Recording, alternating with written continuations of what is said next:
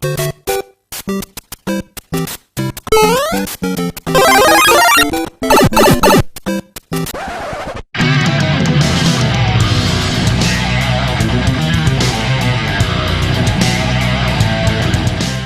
aí, meus queridos, tudo bem, né? Vamos lá, vamos continuar então nosso estudo de elementos do ato administrativo, requisitos do ato administrativo. E na aula passada a gente falou de competência. Então, lembrando quais são os 5 elementos, lembrando de todo aquele estudo que nós fizemos, né? Nós não podemos confundir elementos do ato administrativo com atributos, né? E aí, portanto, nós estamos falando de competência, finalidade, forma, motivo e objeto. Lembrando que competência, então, nós já vimos na última aula, legal? Então, antes da gente continuar, lembrem-se, inscreva-se no canal, ative as notificações, divulga essa aula ou qualquer outra aula para um amigo seu, convide a conhecer o nosso canal, para que a gente possa levar esse conhecimento, esses estudos, ao maior número de pessoas possíveis, legal? Então, vamos lá, a gente passa para o segundo elemento do ato administrativo, que é a finalidade, né? Então, o que seria, primeiro vamos começar a título de conceito. O que seria a finalidade? Finalidade é o objetivo, né? O fim ao qual a administração pública se dirige, ela pretende com a prática daquele ato administrativo. Tudo bem? Então, finalidade é isso, não há grande dificuldade no conceito, é o objetivo, o fim ao qual a administração se dirige com a prática daquele ato administrativo. A finalidade, pessoal, ela é elemento vinculado dos atos administrativos, lembrando até que, na visão de alguns autores, a finalidade é inclusive um princípio, né? Um princípio que decorre também do princípio da impessoalidade. Então, todo ato administrativo, ao final, deve ter como objetivo o atendimento ao interesse público. E é exatamente por isso que alguns autores vão falar, então, na existência de 2 finalidades. Uma finalidade imediata ou próxima e uma finalidade mediata ou remota. Então, repito, finalidade mediata ou próxima, ou imediata ou próxima, ou uma finalidade mediata ou remota. O que seria a finalidade imediata ou a finalidade próxima de um ato administrativo? Seria aquele fim concreto, aquele fim primeiro ao qual o ato administrativo se destina. Vamos dar exemplo de um ato administrativo vinculado, que seria a concessão da Carteira Nacional de Habilitação, carteira de motorista. Qual seria a finalidade imediata, primeira, próxima da concessão da Carteira Nacional de Habilitação? Ora, seria permitir com que essa pessoa, né, estando habilitada, pudesse conduzir o veículo automotor daquela categoria, né? Então essa seria a finalidade. Também seria, você poderia dizer, olha, seria a finalidade de organizar o trânsito, né? Fiscalizar a condução de veículos automotores. Esta é a finalidade imediata ou próxima deste ato administrativo. Qual seria a finalidade mediata ou remota deste e, na verdade, de qualquer outro ato administrativo? Seria a atenção, a salvaguarda, a proteção do interesse público, né? Nesse caso, o interesse público estaria protegido quando nós estivéssemos regulando o trânsito e, por isso, protegendo a vida das pessoas, né? A segurança na condução desses veículos, desses equipamentos e assim por diante. Então, veja, nós sempre temos uma finalidade que é imediata ou próxima, que está ligada diretamente ao objetivo que a administração pública pretende com o atingimento, com a prática daquele ato administrativo. E nós temos também uma finalidade que é remota, distante, que é, na verdade, sempre o atendimento do interesse público. Tudo bem? Então, a gente pode realmente dividir a finalidade enquanto elemento do ato administrativo em dois aspectos, uma finalidade próxima ou imediata e uma finalidade remota ou distante. Legal? Então é isso, não tem muito mais o que falar sobre finalidade. Finalidade é bem tranquilo quando a gente estuda esses elementos do ato administrativo. Legal? Então o próximo elemento do ato administrativo, ou o próximo requisito do ato administrativo, é a forma. Então vamos lá, o que é forma? Forma é o invólucro que reveste a prática do ato administrativo. Ou, de outra forma, você pode dizer, de outra maneira, você pode dizer que a forma é a via pela qual a vontade administrativa se manifesta. Então, veja só, forma está ligado com meio, com via. É a maneira pela qual o ato administrativo ele se concretiza, né? Ele vem ao mundo através da forma. Legal? Então, a título de conceito, forma é isso. De que maneira a gente pode perceber de que forma os atos administrativos podem ser praticados? Atenção para esse detalhe, que ele é muito curioso até. Além dele ser importante, ele é curioso também. Se eu lhe perguntasse assim, ó, qual é a forma que um ato administrativo é praticado, né? Você me diria, Jorge, olha, um ato administrativo, ele é praticado pela forma escrita, né? Através de portarias, resoluções, cartas circulares, né? E todos os demais meios, né? Que se pratica um ato administrativo. Ora, é verdade, a forma escrita é a primeira forma que nos vem à cabeça. Mas o que eu quero te apresentar é que ela não é a única forma. Esse é o detalhe mais legal quando a gente fala de forma nos atos administrativos. Você pode ser levado a crer que a forma escrita é a única até forma que um ato administrativo pode ser praticado. Isso não é verdade. Veja só, o ato administrativo pode ser praticado de forma verbal também, né? Não é tão comum, ao menos em termos quantitativos, mas o ato administrativo pode ser praticado de forma verbal. Te dou exemplo. Uma ordem de um agente de trânsito para que você pare o seu carro. Este é um ato administrativo oriundo do poder de polícia e, veja, praticado de forma verbal, né? Quando o superior hierárquico dá uma ordem também, de forma verbal, ao seu subordinado. Aquilo também é um ato administrativo de mero expediente, mas é um ato administrativo e, portanto, praticado de forma verbal. Legal? Então, escrita é uma espécie de forma, verbal é outra espécie. Ora, será que o ato administrativo pode ser praticado de forma simbólica, só através de símbolos? E a resposta é sim também, pessoal. Lembrem-se das placas de trânsito. Veja só, um círculo, dentro dele há um triângulo. E esse círculo com um triângulo é colocado numa esquina, né, num cruzamento. E aquilo é uma forma do Estado te dar uma ordem.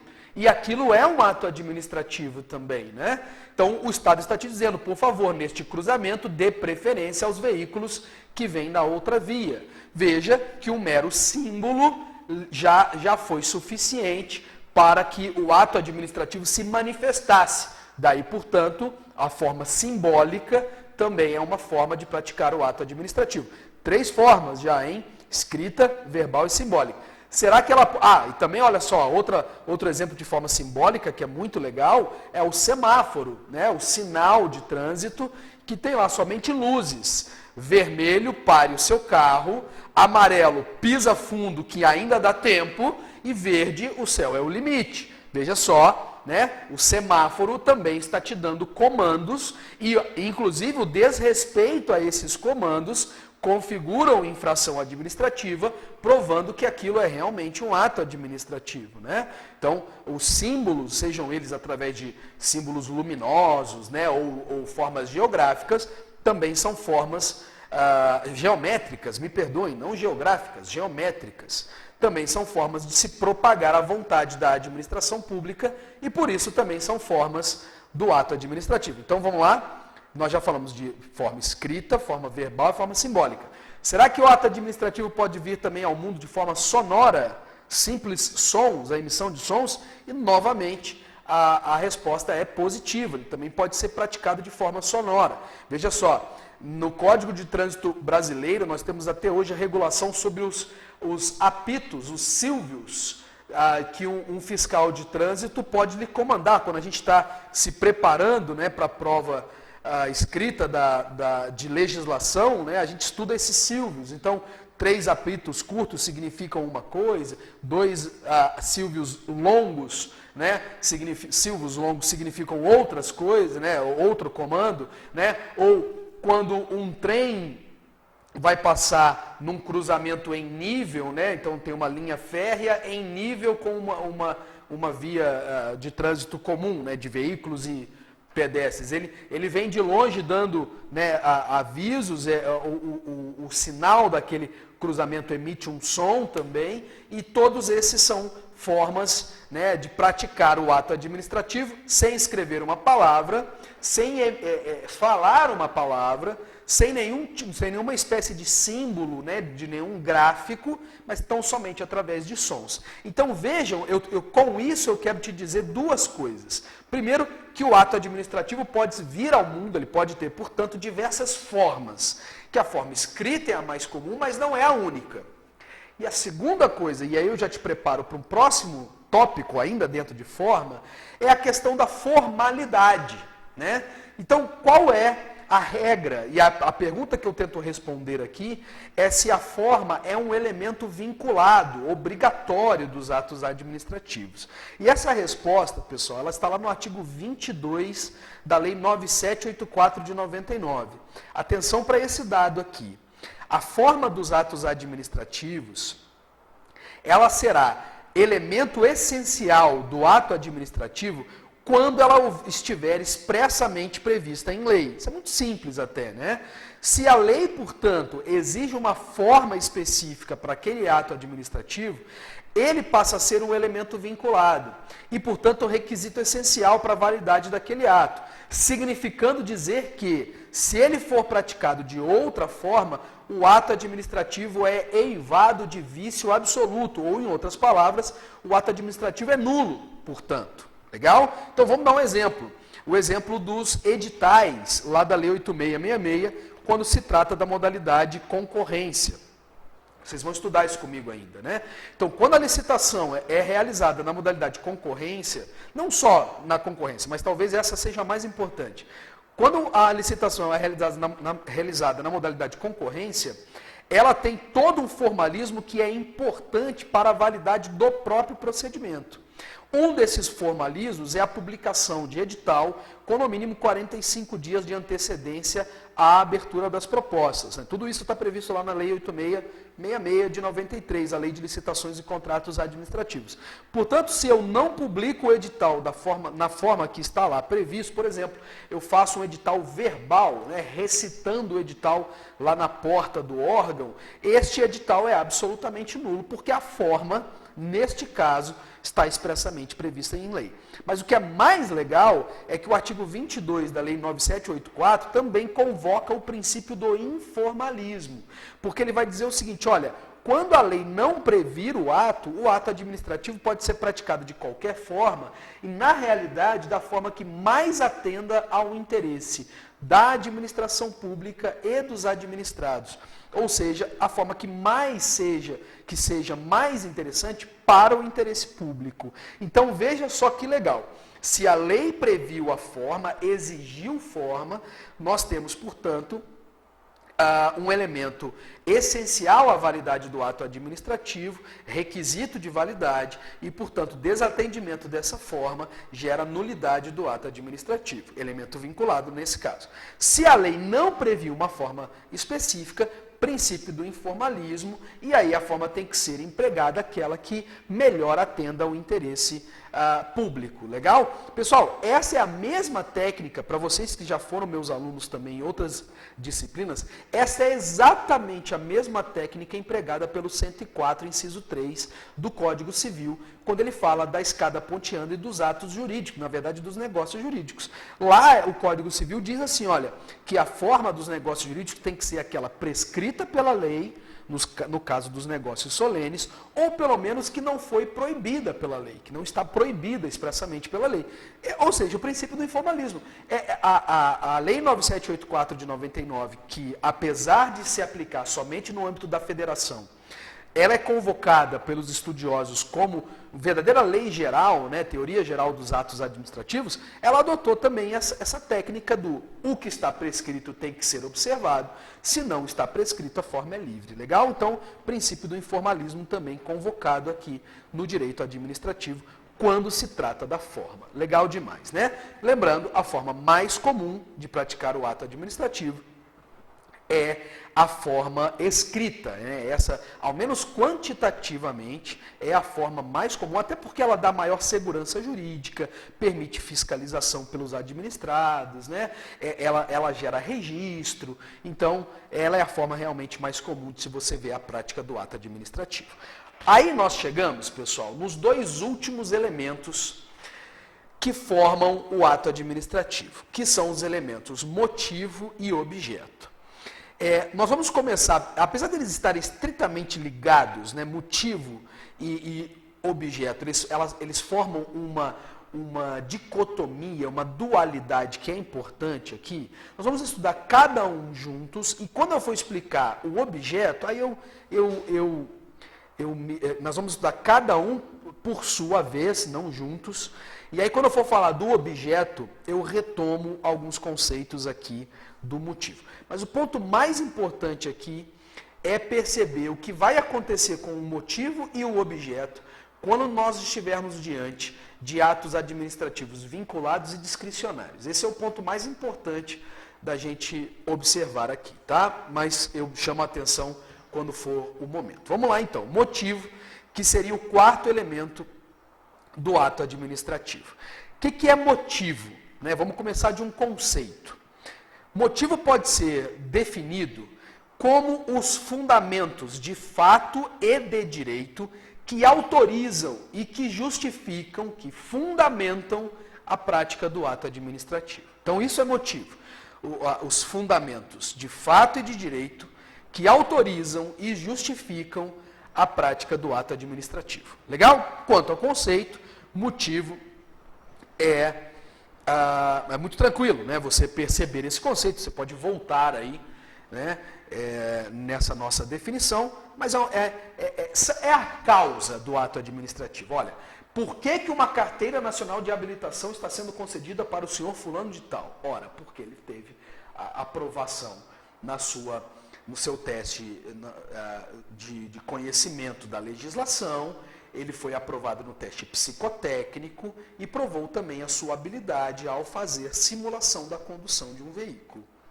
Então esses são os motivos, as razões de fato e de direito, né, que justificam. Por que eu digo de fato e de direito? Olha, a gente tem que lembrar do princípio da legalidade, daqui a pouco a gente vai falar, né, na verdade numa próxima aula a gente vai falar do atributo da tipicidade. Todo ato administrativo está previsto em lei. Né? Ele tem que estar previamente autorizado pela lei, né? Com raríssimas exceções, mas o ato administrativo tem fundamento sempre, tem suporte, né? Supedâneo na previsão legal. Então é por isso que, quando a gente fala de motivo, os motivos são motivos de fato, né? As razões concretas, né? Reais pelas quais o ato administrativo será ou já foi praticado, e também razões de ordem jurídica, né? Ou seja, o apoio na lei é importante aqui também. Então, o motivo é isso. A grande pergunta que surge aqui agora é a seguinte, olha, motivo é um elemento vinculado ou discricionário do ato administrativo? Eu vou voltar nesse tópico depois que a gente falar de objeto também. Pessoal, veja só. Primeiro, o que eu quero dizer com elemento vinculado e elemento discricionário? Muitos de vocês que estão aqui comigo assistindo essa aula não estudaram ainda essa questão do ato administrativo vinculado e do ato administrativo discricionário. Inclusive, será tópico do nosso estudo dentro desse capítulo de atos administrativos. Eu já tinha falado isso no vídeo anterior, torno a dizer aqui agora. A título didático ainda, né, ainda não com preocupações técnicas, quando eu te pergunto se ele é um elemento vinculado ou ele é discricionário, o que eu quero saber é o seguinte, ele é um elemento que está expressamente previsto em lei e, portanto, só naquelas hipóteses pode o ato administrativo ser praticado, ou ele é um elemento facultativo, que a lei vai dar uma certa margem para o administrador escolher quais são os motivos que podem ou não podem ensejar a prática do ato administrativo. Veja o que nós vamos combinar neste momento quanto ao motivo. O motivo será um elemento vinculado quando você estiver diante de um ato administrativo vinculado. E o que é um ato administrativo vinculado, novamente, nessa primeira abordagem, somente de forma didática? O ato administrativo é vinculado quando a lei prevê todos os elementos, todos os requisitos necessários para a prática daquele ato. Portanto, se o ato administrativo é vinculado, por óbvio, o motivo, que são as suas causas, os seus fundamentos, também estarão expressamente previstos em lei, sem que haja nenhuma margem de escolha, né, de discricionariedade, portanto, para o administrador. Vou te dar 2 exemplos, um deles eu já tratei aqui agora. Olha, concessão da Carteira Nacional de Habilitação.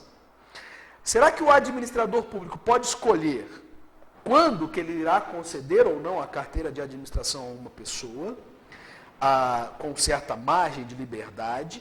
Ou será que a lei previu expressamente todas as hipóteses em que a carteira deverá, o verbo até não pode ser, nem poderá, a carteira deverá ser concedida? Olha, lógico que a resposta aqui é a segunda alternativa. Não há margem de escolha. Realizado, surgido, ocorrido aqueles motivos de fato e de direito, a pessoa foi aprovada no exame de conhecimento da legislação. A pessoa foi aprovada no teste psicotécnico. A pessoa foi aprovada no teste de rua.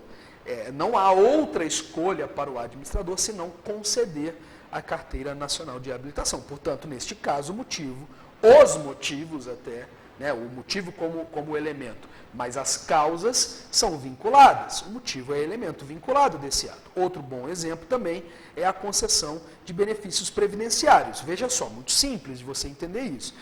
Será que pode o administrador, né, basicamente a autarquia previdenciária, o INSS, escolher a quem ou quando ele pretende conceder a determinado benefício previdenciário com certa margem de liberdade? Obviamente a resposta é negativa. Isso seria injusto, isso ofenderia o princípio da impessoalidade, neste exemplo. Isso traria também grandíssima insegurança jurídica para nós administrados, né? Se ao final da nossa vida a gente ficasse ainda à mercê da vontade, né, da escolha do administrador. Não. A Lei 8.212, a Lei 8.213 e o Decreto 3048 de 99, que formam aí a base da legislação previdenciária, prevêem expressamente todas as hipóteses e, portanto, os motivos pelos quais uma pessoa terá ou não terá direito à concessão da sua aposentadoria, né, ou qualquer outro benefício previdenciário. Daí, portanto, este também é um elemento vinculado nesta hipótese. O que ocorre? É que, de outro lado, em algumas situações, e não tão raras assim, a lei vai prever o ato administrativo, mas como ela não consegue, por uma questão até de lógica jurídica, antever todas as hipóteses pelas quais aquele ato poderia ou até deveria ser praticado, a lei vai dar uma certa margem de escolha ao administrador. Então, eu vou falar a mesma coisa de outra forma. Como a lei não consegue prever todos os motivos que ensejariam a prática daquele ato, ela entrega ao administrador uma certa margem de escolha para que ele possa, julgando ali a conveniência e oportunidade, não é o momento de discutir isso ainda, mas atenção para essas duas palavrinhas, julgando a conveniência e oportunidade da prática daquele ato administrativo, possa o administrador escolher, portanto, quais são os motivos que ensejarão a prática daquele ato. Portanto, nestes casos, o motivo passa a ser um elemento discricionário, exatamente porque nós estamos diante de atos discricionários. Vou dar um exemplo para você. Concessão de licença para ocupação, permissão, né, mais especificamente, ou, na verdade, autorização para ocupação de um espaço público. Suponhamos, então, que eu queira realizar uma festa junina na minha rua.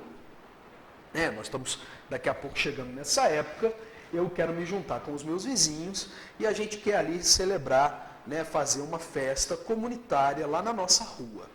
Né?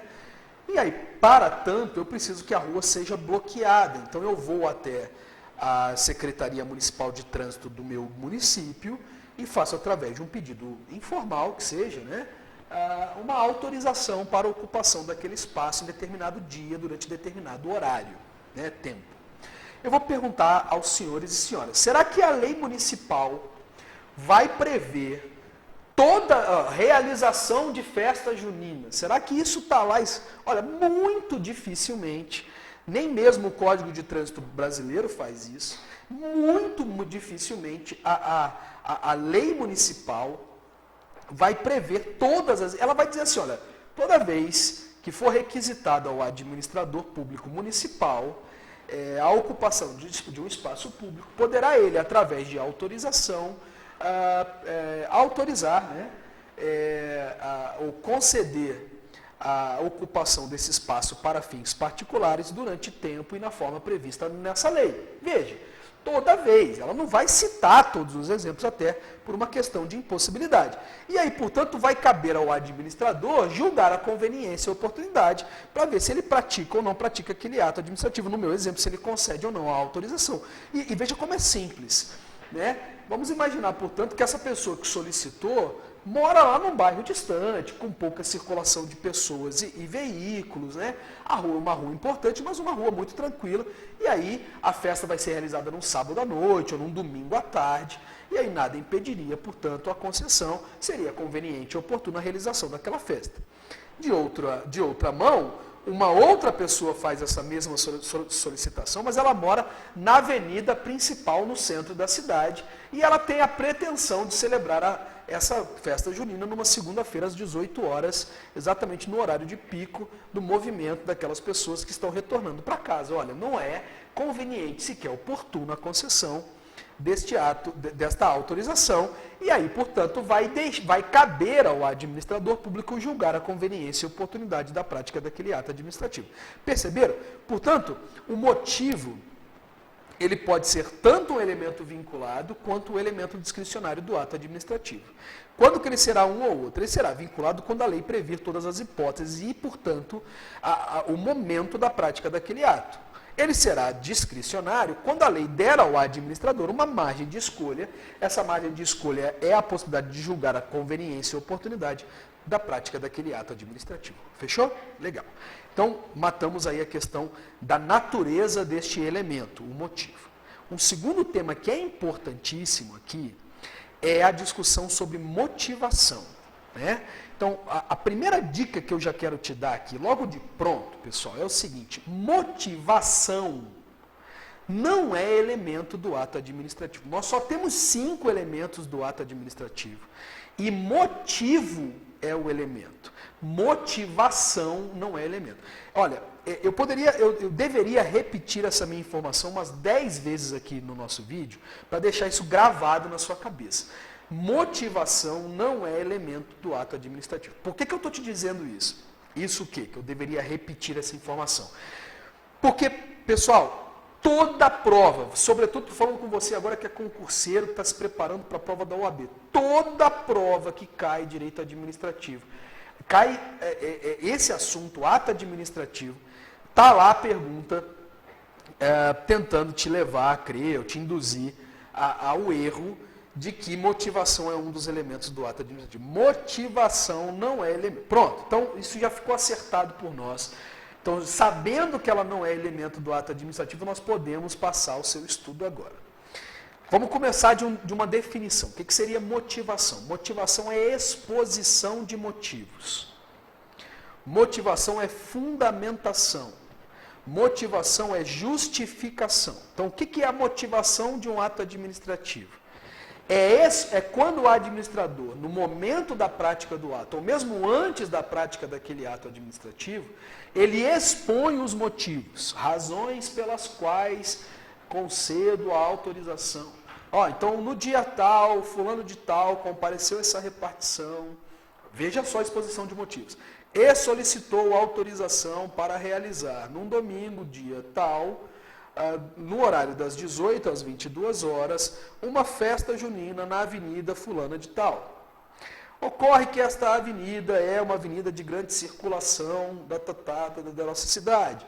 E aí a autorização, o bloqueio dessa rua não se mostra conveniente, tendo em vista que isso provocará grandes alterações no trânsito. Olha, eu expondo os motivos. Razão pela qual, portanto, esta autoridade de trânsito resolve denegar e indeferir o pedido de autorização. Pronto, praticou o ato, que é o indeferimento da autorização solicitada. Então, motivação é a exposição de motivos, né? Que ela pode acontecer antes da prática do ato ou mesmo durante a prática do ato, tudo bem? Então, motivação é a exposição de motivos. O que ocorre, pessoal? A grande discussão aqui é se os atos administrativos precisam ser motivados ou não. Apesar de não ser elemento, se os atos administrativos precisam estar acompanhados dos seus motivos ou não. Olha só, a doutrina aborda esse assunto de uma forma, de maneira, a maioria dos autores, eu quero dizer, de uma forma que eu veementemente discordo. Isso é mais ou menos o que aconteceu com responsabilidade civil, né? E também responsabilidade do Estado. Quando lá eu faço uma crítica também, eu falo, porque a responsabilidade civil regra é a responsabilidade de natureza subjetiva. Para com isso, hoje em dia isso já está tudo alterado, isso já mudou. A responsabilidade subjetiva hoje é uma exceção, né? Por que eu estou falando isso? Porque aqui os autores vão dizer assim, olha, como regra, os motivos não precisam ser expostos e portanto, a motivação ela não precisa acompanhar o ato administrativo. Entretanto, nós temos que lembrar do artigo 50 da Lei 9784. Pessoal, quando você lê o artigo... e aí, portanto, só nesses casos é que a motivação é requisito de validade do ato administrativo. Daqui a pouco eu falo sobre essa questão do requisito de validade. Então, para aqueles atos listados no artigo 50... aí o motivo precisa acompanhar o ato administrativo. Olha, agora eu começo a minha crítica. A primeira crítica, uma crítica estritamente formal. Quando você lê o artigo 50 da Lei 9784, no momento que você for ler, não precisa fazer isso agora não, mas quando você for ler, eu quero que você leia pensando numa pergunta que eu vou deixar para você aqui agora. O que sobrou? Quais atos administrativos que sobraram depois que você lê lá o artigo 50? Sobretudo quando o inciso 2, se eu não estou enganado, diz assim, todo ato que afete direitos ou crie obrigações para os administrados. Pessoal, quando você lê o artigo 50, não sobra nada. É verdade que eu estou exagerando, mas é muito raro que um ato administrativo, de alguma maneira, não se enquadre nas previsões do artigo 50. Então, na minha visão, é o contrário. A regra é que os atos administrativos têm que ser motivados. Estão lá no artigo, todos os atos estão no artigo 50, que representam 99% dos atos administrativos, têm que ser motivados. E aí a ausência de motivação vai macular o ato administrativo, vai eivar o ato administrativo de vício insanável. Né? A gente vai falar disso numa aula específica, né? Daqui, provavelmente no próximo vídeo. Né? Mas o ato administrativo seria nulo. Outra crítica que eu faço, então, é a seguinte, olha, o ato administrativo estar acompanhado de sua devida motivação é uma exigência do princípio da publicidade, do princípio da moralidade administrativa, do princípio da legalidade. É uma exigência que tem a ver com transparência. É uma exigência que tem a ver com segurança jurídica, sobretudo quando esse ato administrativo se dirige ao administrado. Portanto, todo ato administrativo que se dirige ao administrado, todo ato administrativo, com exceção daqueles que são sigilosos, e mesmo os sigilosos, eles não são públicos, mas eles têm que estar acompanhados do seu motivo. Eles têm que estar acompanhados do seu motivo por uma questão de moralidade administrativa, por uma questão de segurança jurídica. Daí, portanto, na minha visão acadêmica, doutrinária, técnica, motivação não é elemento do ato administrativo, ela é uma repercussão da forma, daqui a pouco a gente vai falar disso, e nisso eu concordo com a doutrina, mas ela é requisito de validade de todo e qualquer ato administrativo, com exceção, com a única exceção, que a gente vai falar daqui a pouco dos atos administrativos ad nutum, né? Mas basicamente a nomeação e a exoneração para os cargos de livre nomeação e livre exoneração, que são os cargos ad nutum. Aí sim, a liberdade completa do administrador, porque aquilo se trata dos cargos de auxiliares, né, que ele traz consigo. Mas daqui a pouco a gente fala disso. Daí, portanto, essa é a minha opinião. Portanto, motivação não é elemento, mas é requisito de validade do ato administrativo. Tá? Não é o que a doutrina entende. a doutrina esmagadoramente majoritária entende que a regra é que os atos administrativos não precisam estar acompanhados de sua motivação, salvo aqueles, né, que estão lá expressamente listados no artigo 50, e aí, portanto, você precisa ler completamente 50 vezes o artigo 50, para você, aqui não tem outra forma, para você decorar quais são os atos administrativos que a própria Lei 9784 de 99 exigiu motivação. Lembrando que é impossível estudar o direito administrativo de todas as esferas, a gente acaba estudando somente o direito administrativo federal, né?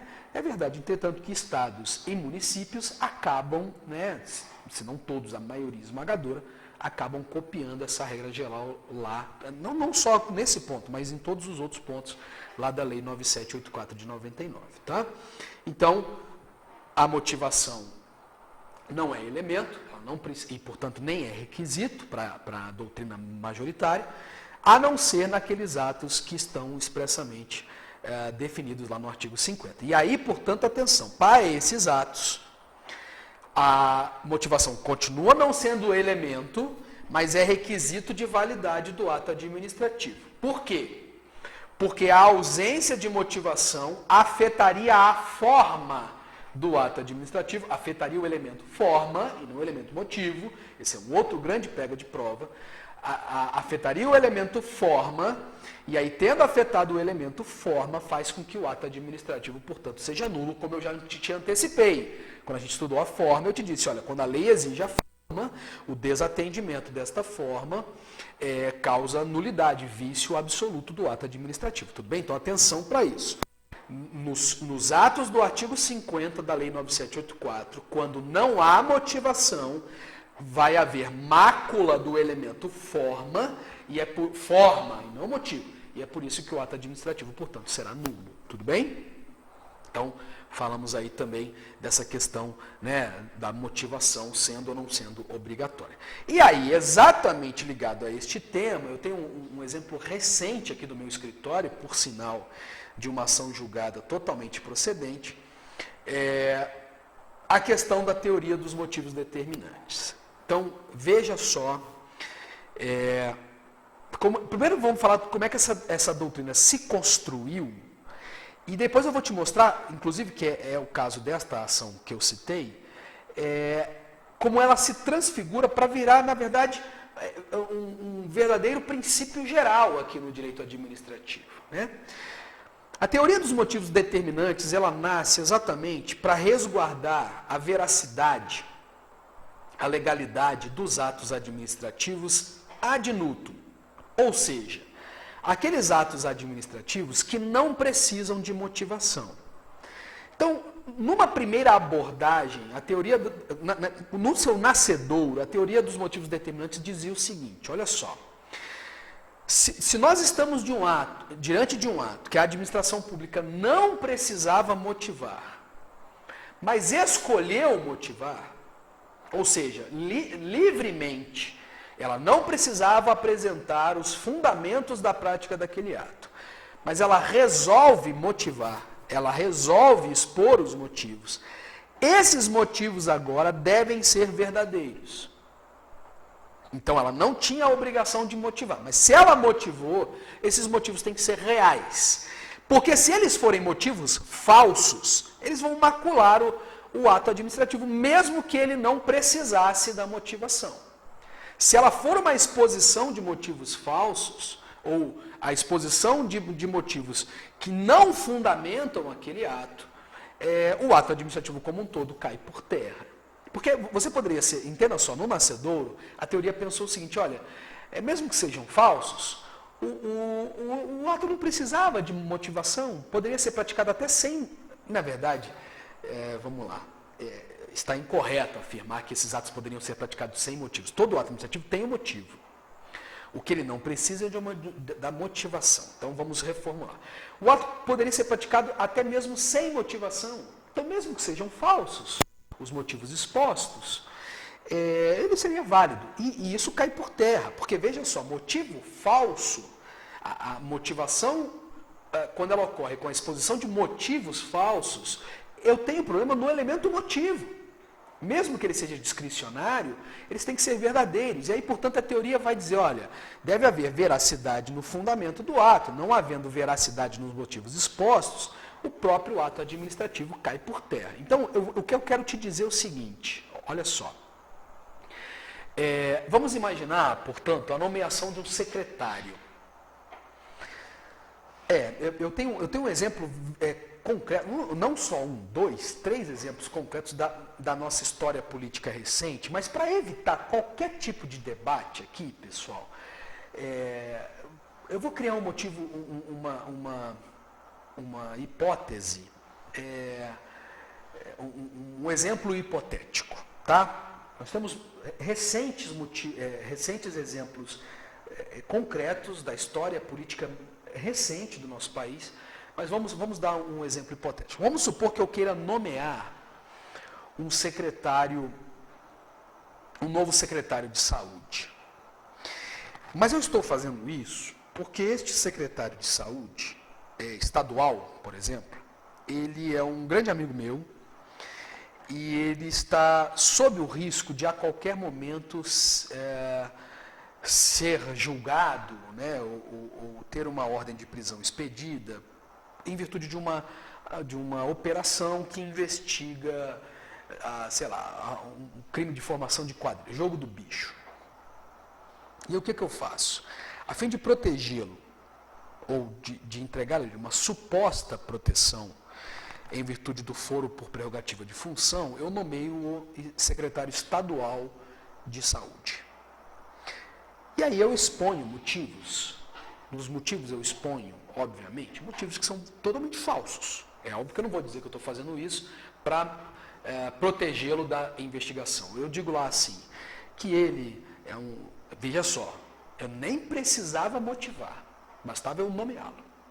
Mas na motivação eu resolvo, né, até para dar um ar de legalidade para esse ato, resolvo dizer que ele é um grande médico, que ele tem mais de não sei quantos anos de experiência, né, e que em virtude disso eu estou nomeando-o, né, para secretário de saúde. Vejam só, esses motivos, apesar dele realmente ter grande experiência, né, apesar dele ser realmente um médico formado, esses motivos são totalmente falsos.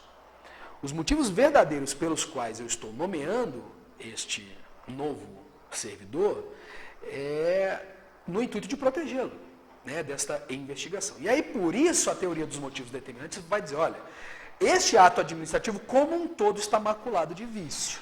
Então, este ato poderia, portanto, ser controlado pelo judiciário, que poderia determinar a sua anulação, né, a sua declaração de nulidade. Fechou? Esta é a origem do princípio, ou melhor, da teoria dos motivos determinantes. Mas ela vai se tornando, como eu já disse antes, verdadeira teoria geral, ou princípio geral dos atos administrativos. E hoje em dia, a teoria dos motivos determinantes pode ser, inclusive, que pode ser enxergada num aspecto, numa abordagem mais abrangente. Como? Ela vai dizer, não só para os atos ad nutum, aqueles que não precisariam sequer de motivação, mas ela vai dizer que todo ato administrativo que for motivado precisa guardar uma regra de razão, de razoabilidade entre os motivos expostos e a finalidade do ato. Ou seja, o ato administrativo deve ter, portanto, uma lógica na prática e na sua realização e, portanto, um critério de lógica fática e lógica jurídica entre os motivos que o ensejaram e a finalidade daquele ato. Eu vou citar o exemplo da minha ação, que foi julgada procedente com base na teoria dos motivos determinantes.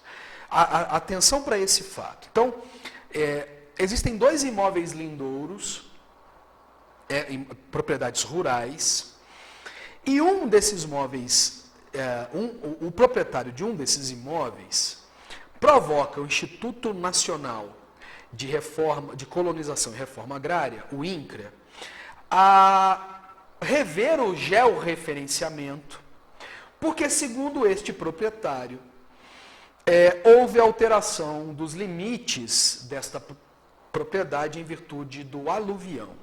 né? Você precisa lembrar o que é aluvião lá do direito administrativo, mas basicamente a alteração do curso do rio. E aí, portanto, ele pede o cancelamento do georreferenciamento da outra propriedade e a emissão de um novo certificado de georreferenciamento para a sua, com essa novo traçado do rio, né? Então, haveria aí uma alteração, né? Essa foi a solicitação que ele fez. Aí vem o INCRA, isso é um processo administrativo, tá, pessoal? Na verdade, como eu já disse no vídeo anterior, para mim, todo ato administrativo é, na verdade, um processo, né? E aí vem o INCRA, como resposta, e começa a apresentar a sua, olha só, a sua motivação, né? Faz a análise aí de toda a documentação e começa a dizer o seguinte, olha, considerando que as disputas de propriedade não são de competência deste órgão, tendo em vista que a alteração nos limites de uma propriedade deve preceder a alteração do registro público, tendo em vista que qualquer disputa quanto aos limites das propriedades deve ser objeto de uma ação demarcatória de terras na Justiça Estadual, este órgão se manifesta pelo indeferimento do pedido deste cidadão, né, do proprietário fulano de tal. Ocorre, e o que eu estou te falando é verdadeiro, tá, pessoal? Por uma questão só de zelo pelo nome da minha cliente, eu não vou citar o nome aqui, mas a ação é pública, está no PJE da Justiça Federal da Primeira Região, que é aqui de Minas Gerais. Tá? Então, quem quiser ver, está lá e você vai encontrar até a sentença, publicada no Diário da Justiça Eletrônica da Justiça Federal. Está lá para todo mundo ver. Aí, o INCRA fez essa exposição de motivos, e o que ocorre é que o analista clicou no botão errado, e ele clicou no botão autorizar, no botão deferir. Pessoal, com todas as palavras, foi isso que aconteceu. E aí, houve a emissão de um certificado de georreferenciamento para esse cidadão que pediu e o cancelamento do georreferenciamento da minha cliente. A propriedade da minha cliente, portanto, ficou irregular.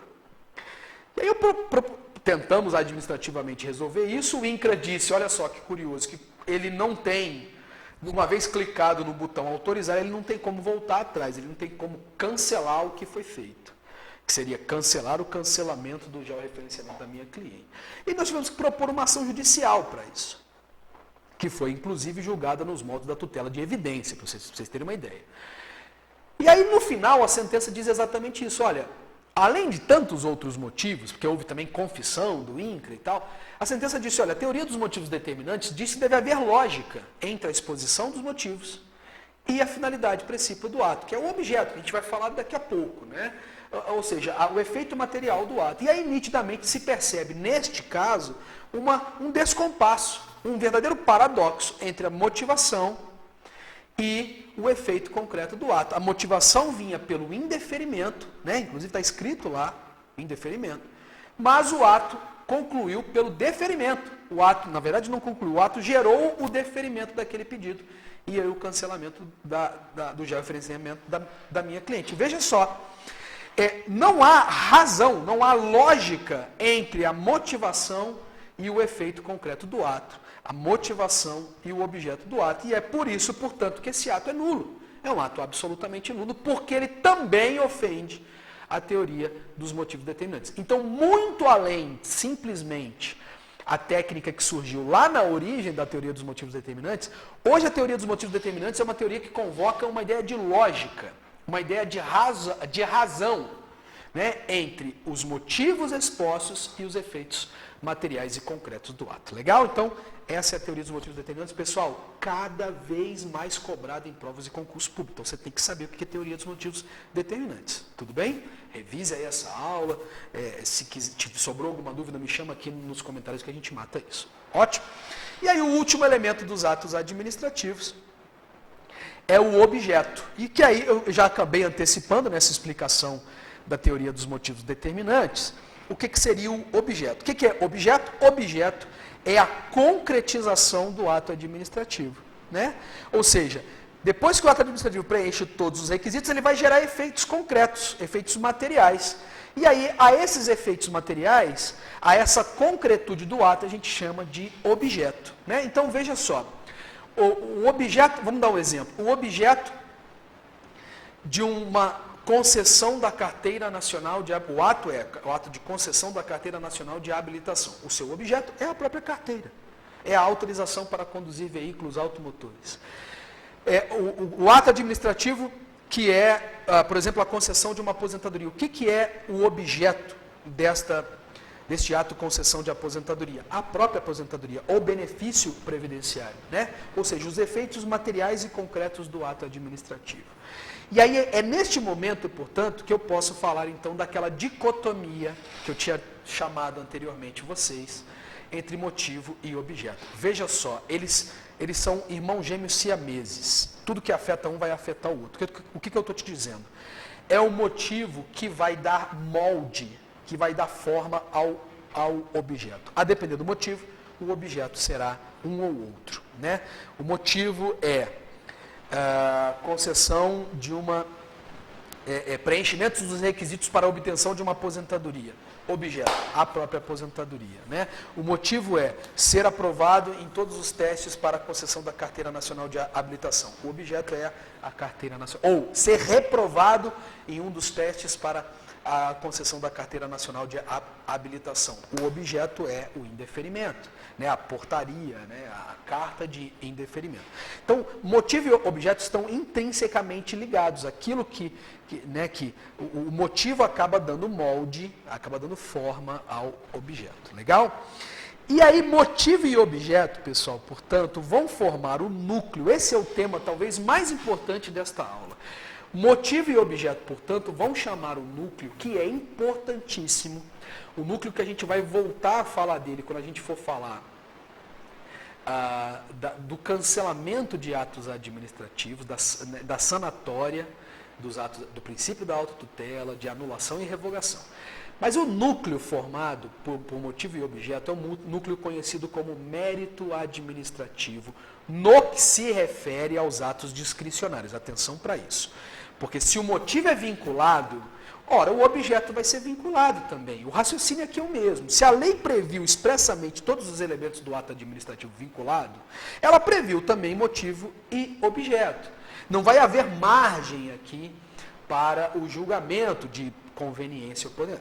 Da mesma forma que quando a lei dá uma certa margem para o administrador escolher os motivos que ensejarão a prática daquele ato, essa margem também vai afetar o objeto. Portanto, quando eu falo de mérito administrativo, eu estou me referindo aos atos discricionários. Portanto, o que é mérito administrativo? É um núcleo formado nos atos discricionários por motivo e objeto, que vai permitir ao administrador uma certa margem de liberdade para a escolha, para o julgamento dos elementos, dos critérios de conveniência e oportunidade para a prática daquele ato administrativo. Então, mérito administrativo é igual à somatória de motivo e objeto, ou nos atos discricionários, ou mérito administrativo é a margem discricionária que formada pela possibilidade de julgamento de conveniência e oportunidade para a prática daqueles atos administrativos. Ou seja, é aquele momento que a lei diz, administrador, está aqui, o ato é esse, mas você pode escolher quando e como praticar esse ato, a depender dos motivos, né, dos fundamentos de fato e de direito que estão ensejando esse ato administrativo. Tudo bem? Então, este é o mérito administrativo, é essa margem, né, e atenção, mesmo essa margem é uma margem estabelecida por lei. Por que esse dado é um dado importante? Vou deixar essa discussão para a aula, quando a gente for falar de sanatória, que é o próximo vídeo. Por que essa discussão? Por que essa dicotomia motivo e objeto, por que o mérito administrativo é importante? Porque ele vai definir os limites de controle desse ato administrativo. Esse é o ponto mais importante quando a gente fala de ato administrativo. Porque mérito administrativo é o mérito político do ato. É o julgamento do administrador. É o exercício da administração na sua quinta essência. E aí a gente vai se perguntar se o judiciário pode, portanto, analisar mérito administrativo, julgar a conveniência e oportunidade do mérito administrativo no lugar do administrador, se de alguma forma ele for provocado para isso. Mas esse é um tema totalmente novo, é um tema importante que a gente vai deixar então para a próxima aula. Legal? Espero que vocês tenham gostado. Terminamos o estudo dos elementos dos atos administrativos. Se você chegou aqui, por favor, deixe o seu like, né? Se não fez ainda, inscreva-se nesse canal. Manda um grande abraço para o meu amigo Jefferson, um ex-aluno meu que está estudando aí né, para os seus concursos, para os seus objetivos na sua vida. Essa aula, então, é para ele. Nós esgotamos aí elementos dos atos administrativos. E peço, então, que vocês divulguem todas essas informações, essa aula, né? E chamem as pessoas para conhecerem o nosso canal. Eu tenho certeza que a gente está atingindo esse objetivo de que é ajudar bastante gente. Você que é meu aluno regular, prepare-se, nossas avaliações estão chegando. Esse é um assunto importante dentro desse debate também. Legal? Grande abraço a todos vocês, até a nossa próxima aula.